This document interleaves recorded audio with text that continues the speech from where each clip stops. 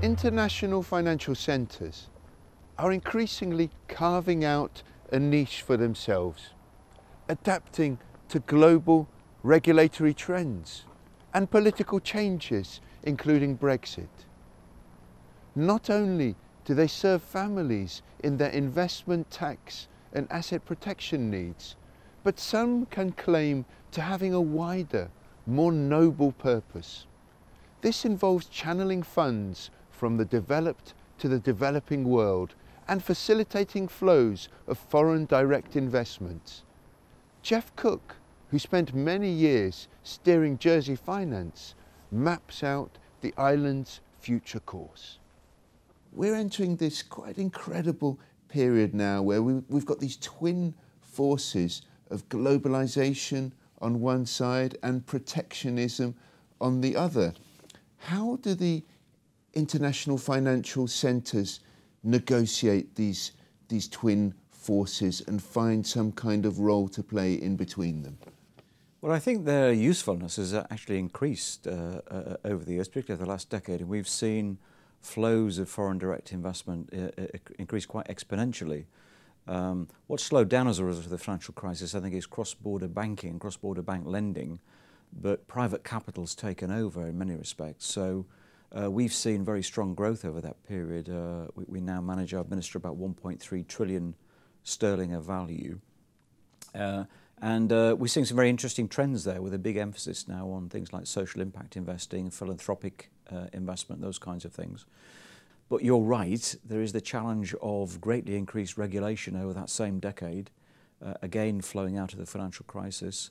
And centres like ours have just had to come to terms with that and adopt new international standards, be a responsible good neighbour to the international community, and ensure that we meet or exceed the rules that are required for investing capital around the world. How can you help wealth advisors and support them through the increasing maze of regulations they have to contend with? What we find is that the European space is very knowledgeable, very on top of regulation and quite used to it. But we find in the Middle East and Asia it's newer there. It's the changes are because the wealth creation is new. People coming up against this regulation, such as transparency, such as disclosure of personal information to tax authorities and government authorities, is a newer phenomena. So it has been, a new challenge to deal with for those communities, but we've been able to help with that because we're very experienced in international regulation. So there is no form of value in Jersey now, whether it's a bank account or a trust or a limited partnership or a company, that isn't exchanged automatically each year with the home tax administration of the investor. But money laundering, Jeff, that's a scourge that simply will not go away. Well, counterintuitively, smaller centres who have a big concentration in financial services pay far more attention to it because it's such a big part of their economy.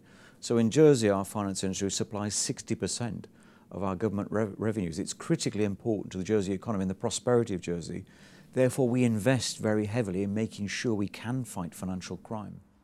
Historically, Jersey has been a banking centre specialising in holding assets and tying them up in foolproof trust structures.